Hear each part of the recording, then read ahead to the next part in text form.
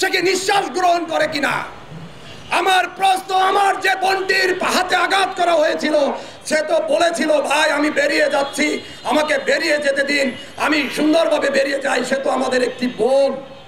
আজকে তার হাতের উপরে আঘাত করা হয়েছে, তার আঙ্গুলকে ফ্র্যাকচার করে দেওয়া হয়েছে। প্রিয় সাংবাদিক ভাইরা, এরকম অসংখ্য আহত ভাইদেরকে এখানে আহত করা হয়েছে।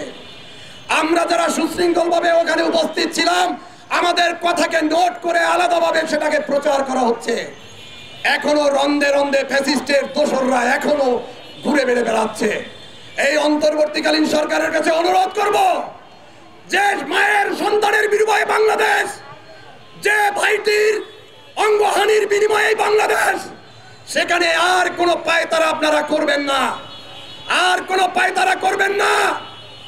আমরা এখানে গুটি কয়েক সংখ্যায় কম থাকলেও যখন আমাদের হৃদয়ের উপরে আঘাত পড়বে, গণতন্ত্র সার্বভৌমত্বের উপরে আঘাত পড়বে, যখন আপনারা শহীদ ফ্যামিলির আসামিদেরকে ছেড়ে দেওয়ার পায়তারা করবেন, যে সময় আপনারা আমাদের আহতদের বিরুদ্ধে যে কথা বলবেন, এই নতুন বাংলাদেশ বিনির্মাণে যে আহতদের ভূমিকা রয়েছে তাদের বিপক্ষে থাকবেন, তখন সারা বাংলাদেশের আহত এবং শহীদ পরিবার আবার একত্রিত হবে।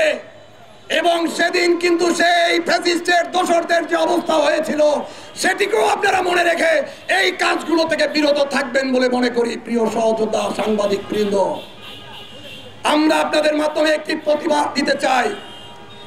আমার কথাকে কোট করা হয়েছিল কালের কণ্ঠ পত্রিকায় 3 সেকেন্ড, যেটা আপনাকে বলেছিলাম।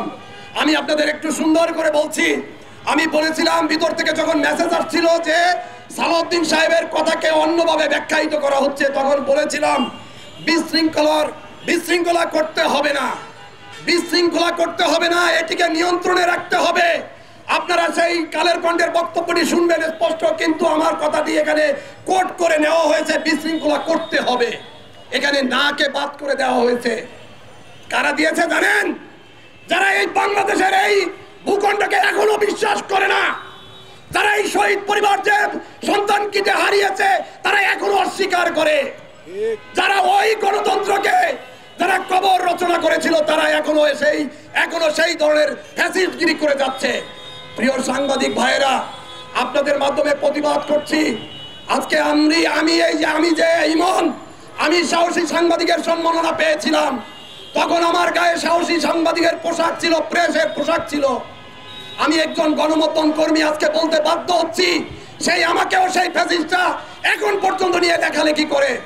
কারণ আমি এই আহতদের শহীদ পরিবারদের ন্যায্য অধিকারের কথা বলি, এজন্যই তারা এই প্রপাগান্ডা ছড়াচ্ছে। আবার এই সুযোগটি নিচ্ছে আওয়ামী লীগের দোসরের কিছু অনুসারীরা, তারা এই লিঙ্কগুলো আবার বিভিন্ন জায়গায় ছড়াচ্ছে। আপনাদের মাধ্যমে তীব্র প্রতিবাদ জানাই। প্রিয় সাংবাদিক ভাইরা, আজকের প্রোগ্রামটির শেষ পর্যায়ে শুধু একটি মেসেজ দিতে চাই। আমাদের আজকের যে অতিথি রয়েছে তার ভাই হারা, বিভিন্ন সন্তান হারা মায়েরা এখানে রয়েছেন। আমি আপনাদের মাধ্যমে একটি মেসেজ দিতে চাই। প্রিয় অন্তর্বর্তীকালীন সরকার, আপনি সুদৃষ্টি রাখুন, বাংলাদেশের প্রতি আপনি সুদৃষ্টি রাখুন।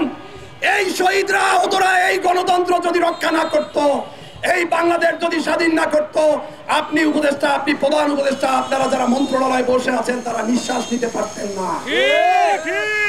আজকে তাদেরকে অপমান অপদস্থ করা হচ্ছে। শহীদ পরিবারদের পুলিশের বুট দ্বারা নেককারজনকভাবে হামলা করা হয়েছে। আজকে যে মাটি এসেছে, আজকে যে বোনটি এসেছে, যে পিতা এখানে এসেছে, তারা মিডিয়ার সামনে বলেছে একজন পুলিশের কর্মকর্তা দেখেছেন আপনারা, তার সাথে হাত মেলাতে পর্যন্ত চায় না। তার মানে সে এই অন্তর্বর্তীকালীন সরকারের এখনো বিরোধিতা করছে। তাহলে কিভাবে সে এখনো প্রশাসনের ম্যান্ডেটে বসে থাকে? সত্য পথে কথা বলবো, সত্য পথে কথা বলেই যাব। একজন ইমানদার ব্যক্তির এটা হচ্ছে নিয়ম, কথা বলেই যাব, মৃত্যুর আগ পর্যন্ত সত্য পথে কথা বলেই যাব। প্রিয় সাংবাদিক ভাইরা, আজকে আপনাদের মাধ্যমে আমরা তীব্র নিন্দা জানাই। আহতদের সারা বাংলাদেশের রক্তক্ষরণ হয়েছে, তাদের হৃদয়ে লেগেছে। শুক্রবার সংসদ ভবনে যে ঘটনাটি ঘটেছে, সেখানে আওয়ামী লীগের দোসররা ঢুকে যে বিশৃঙ্খলা সৃষ্টি করতে চেয়েছে, সেটা আমাদের বিএনপির সালাউদ্দিন সাহেব বোঝাতে চেষ্টা করেছে, কিন্তু তার ব্যাখ্যাকে উল্টাভাবে বোঝানো হয়েছে। পরবর্তীতে তিনি প্রেস ব্রিফিং এর মাধ্যমে আবার তিনি সেটিকে ব্যাখ্যা দিয়েছেন যে আমি আহতদের বলিনি, বলেছি আহতদের মাঝে, শহীদদের মাঝে কিছু আওয়ামী লীগের দোসর ঢুকেছিল।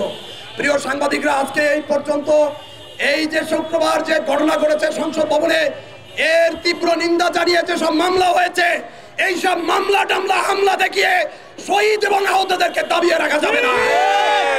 কারণ তারা বন্দুকের সামনে বন্দুকের গুলি হাত থেকে ঠেকানো পাবলিক, তারা এই বাংলাদেশে বন্দুকের গুলি বুকে নিয়ে তারা আন্দোলন করার সৈনিক।